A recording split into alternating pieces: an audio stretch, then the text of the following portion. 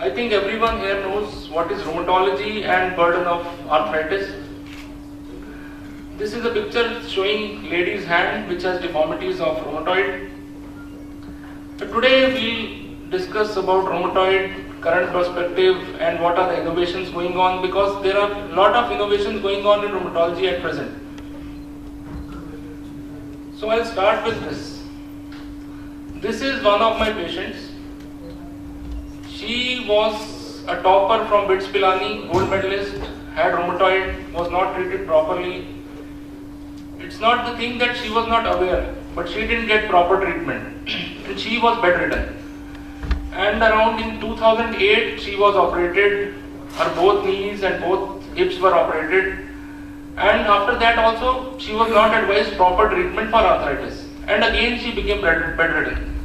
So when the government changed, Prime Minister Modi came, she again put a petition for mercy killing. And then when I read this story, which is on the left side, we took an initiative from Fortis and we got her to Fortis on our own expenses. That was last year. And this year, when I saw her for the first time last year, she was very stiff, and it was like the operated joints also had developed fixed flexion deformities.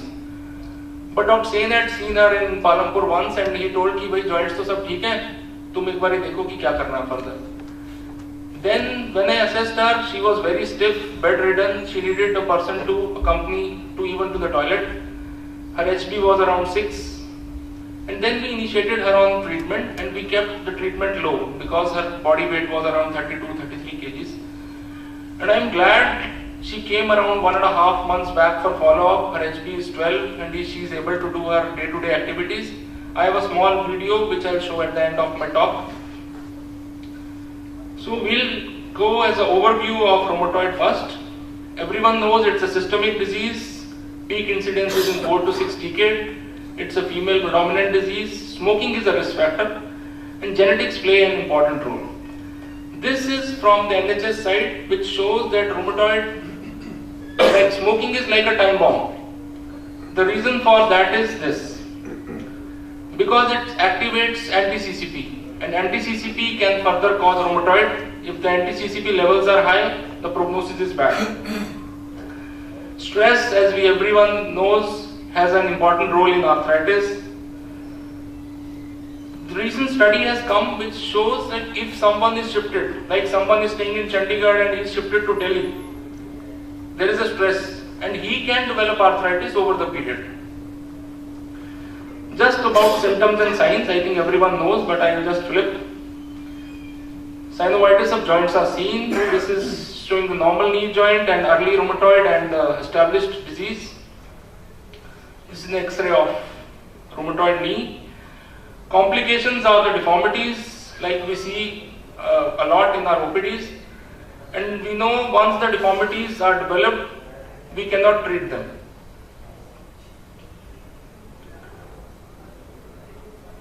Rheumatoid nodules are very commonly seen, most commonly on the elbows, the extensor aspects, also on the Achilles tendon.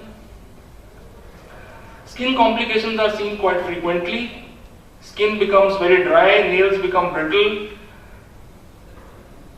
This complication is very dreaded. Vasculitis in rheumatoid should be treated very aggressively because it can either be only in the skin or a systemic involvement. Systemic involvement, vasculitis should be treated very aggressively. Sjogren syndrome is seen very commonly as a secondary Sjogren syndrome in rheumatoid. Sometimes we see patients who present with Sjogren's and later develop rheumatoid. It can be the other way also.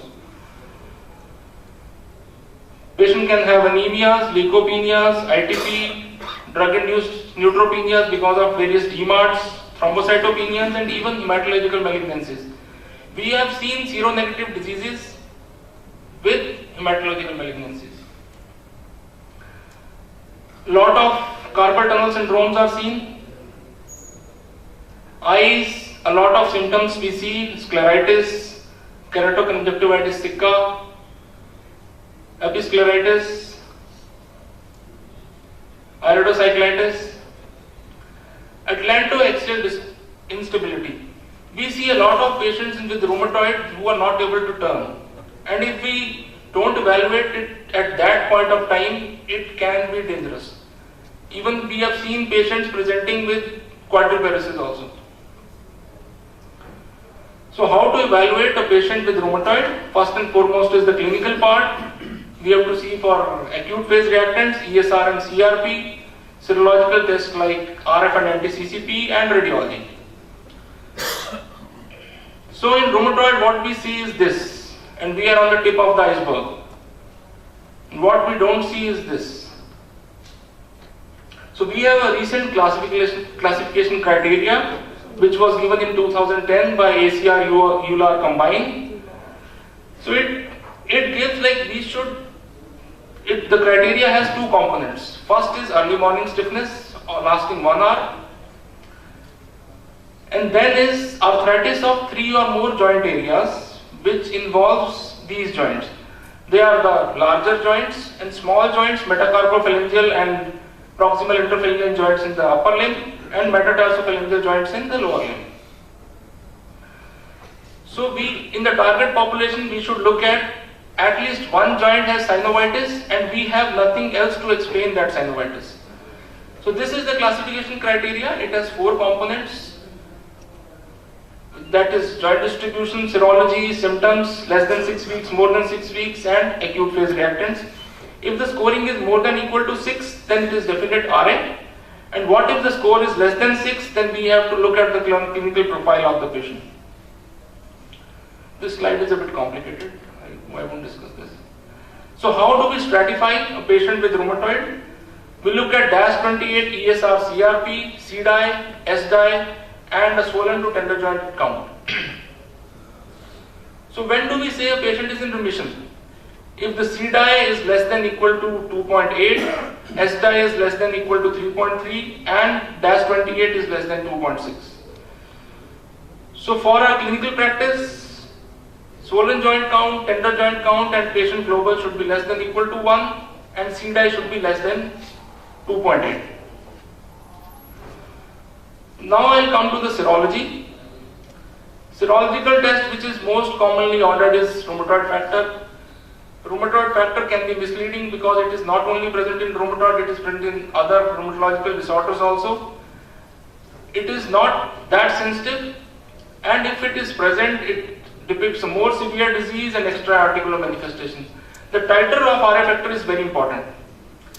The other test is anti-CCP, which is more specific. Anti-CCP presence can depict a more severe and destructive disease, even cardiovascular mortality. It increases the probability of RA. And if a patient is having arthralgias and he is having anti-CCP positive, his chances of getting rheumatoid are good. I'll come to the radiology. This shows the comparison of the normal X-ray hand and the advanced rheumatoid hand. Similar in the feet. This is what we see pretty early, and if we miss it and we let it go like this, then we reach this stage after 6 months. Ultrasound, MSK ultrasound has revolutionized treatment in rheumatoid. Early synovitis can be picked up in MSK ultrasound, but it is done at very less centers. We are trained with this, so we do it. So how to approach an RA? It is like early treatment, appropriate treatment, and treatment by a specialist. We have a window of opportunity to start with. First 12 weeks in arthritis are critical. If we treat patients in first 12 weeks, then they don't get deformities if they tolerate the drugs properly, and the disease progress is not that fast. And if we miss these 12 weeks, then we see deformities in the OPD. Even if we have a patient with early RA, the gold standard is early intense regimen. Treatment should be intense.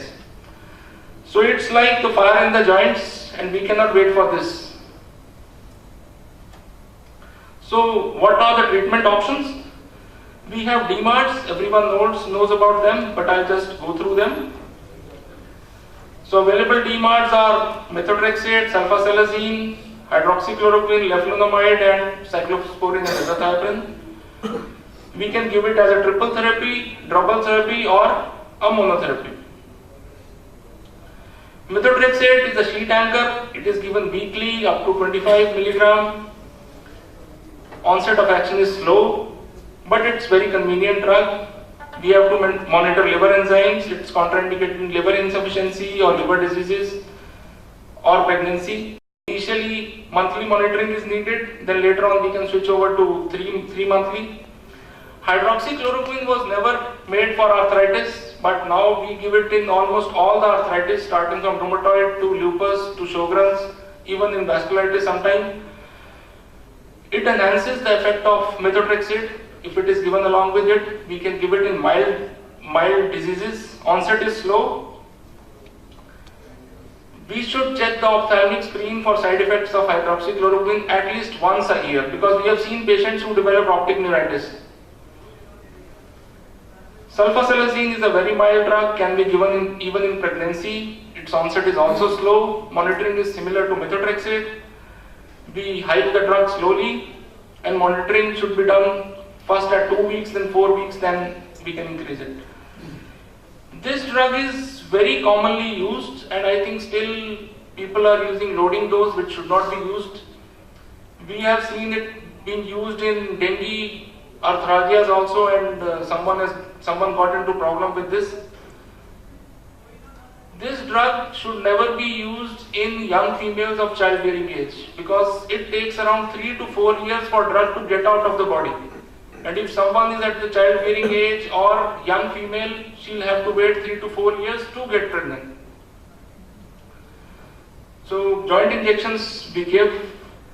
Next I'll come to the innovative, what all innovations have taken place in arthritis. This is the biologics. Biologics have revolutionized the treatment in rheumatoid arthritis. Biologics, they act at the level of the receptor. They block the receptors. Just to brush up, I'll tell what all receptors are cause inflammation in rheumatoid. The T cells, they produce TNF alpha, they activate macrophages. Macrophages further release IL-6, TNF and IL-1, which causes inflammation. This is a downward pathway. So what all biologics we have in our kitty? The first biologic is which act on TNFs, are anti-TNFs, are etanercept, infliximab, adalimumab and golimumab, IL-6 receptor on antagonist tocilizumab and IL-1 anakinra. Anti-B cell drugs were initially made for hematological malignancies. When I was in PGI, we were not using this for arthritis. We were using it in lymphoma, which were CD20 positive. But now, RF positive patients, rituximab can be drug of choice, and we are using it in vasculitis also, we are using it in lupus also. Abatacept, it blocks the downstream T cell effect, and JAK inhibitors tofacitinib. First I'll discuss about anti-TNFs, how they act. TNF, it attaches to the receptor, which gives signal, and inflammation carries on. What do anti-TNF do? Anti-TNFs, they block the TNFs. They don't allow them to attach to the receptor. So the inflammatory signal does not go further. So the monoclonal, we have infliximab and adalimumab. And another is the soluble TNF receptors. They balance the TNF. So we have one engineered soluble anti-TNF, which is etanercept. It blocks increases the soluble TNFs also, and it blocks the receptor. B cell depletion, rituximab. What does it do? What does a B cell do? B cell, it activates the plasma cell, which produces the antibodies, like RF and antibodies. So, rituximab, it blocks the CD20 receptor, and it blocks the B cell. So B cell does not go further. Another is abatacept. It acts on the T cell pathway. It blocks the downward pathway. it is a co-stimulator pathway, so it does not allow T cell to become active. So if it is blocking here, we get a non-activated T cell and it does not give rise to the other pathway. So this is just a brief. These are the recommendations from ACR/EULAR for treatment of rheumatoid. So if we have a patient with rheumatoid and there is no contraindication, we should start with methotrexate. If there is a contraindication for methotrexate, we can switch to leflunomide or sulfasalazine. And we should try with DMARDs. If patient does not respond with DMARDs, then we go to the biologics, and anti-TNFs are the first, followed by rituximab, followed by abatacept. If these also fail, then we switch the DMARD and we switch the biologic and we come to phase 3, in which we can switch the anti-TNF, or we can switch anyone amongst them, or we can go to tafasitamab if nothing is working. This has come just 15 days back, and this is almost similar to what I have told in the last one. This shows early RA should be treated with intensive regimens. So now about another innovative option for management of RA, as Dr. Kochhar had discussed about curcumin. It helps in rheumatoid also. I won't go into the mechanisms of action because sir has already discussed. It is anti-inflammatory, antioxidant, anti-proliferative and anti-angiogenic. It blocks the NF-κB receptor. This sir has discussed already, so I will just skip this slide. So what is the evidence for role of curcumin in RA?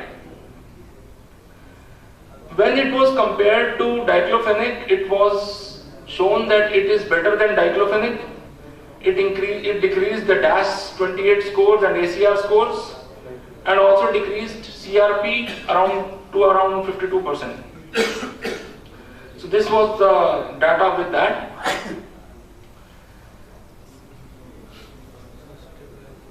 It decreased the morning stiffness and improved the swelling in the joints.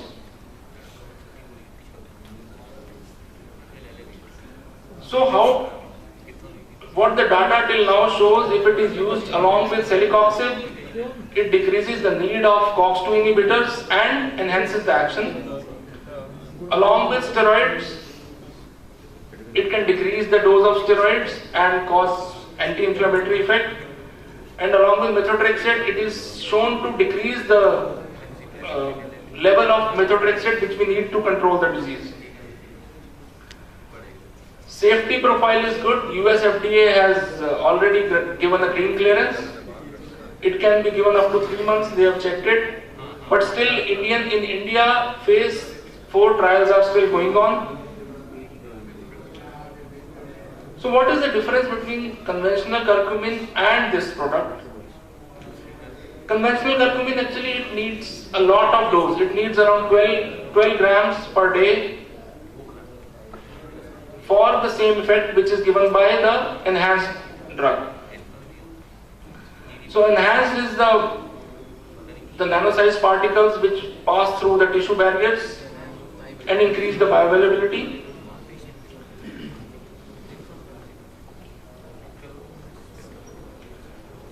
So summarizing how it acts in rheumatoid, it blocks the NF-κB receptor, which further decreases the pro-inflammatory prostaglandins and interleukins.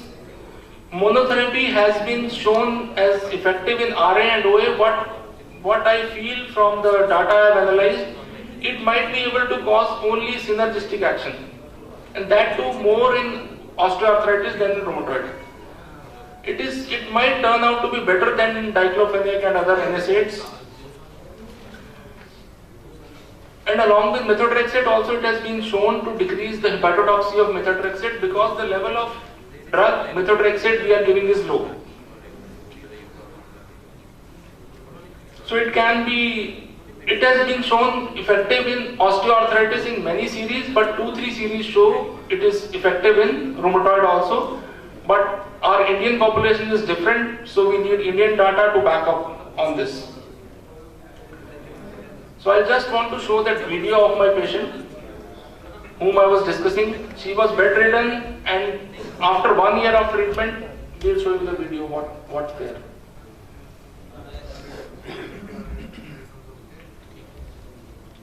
Now she is able to walk with minimal support. Stick she needs because she is not pretty confident in walking.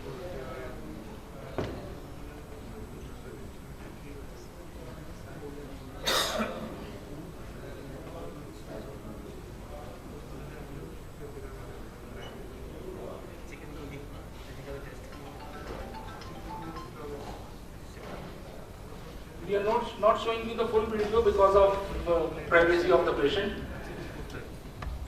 Thing is, last around 2 weeks back, she has a lot of deformities in hands. But 2 weeks back, she sent me a painting, 2 paintings on mail, and those are beautiful paintings. And she is now doing all her activities on her own, without any support, and she is on minimal treatment. But only thing is, she has not yet taken back her euthanasia petition. So once she'll take back her euthanasia petition, then we'll be very happy to discuss.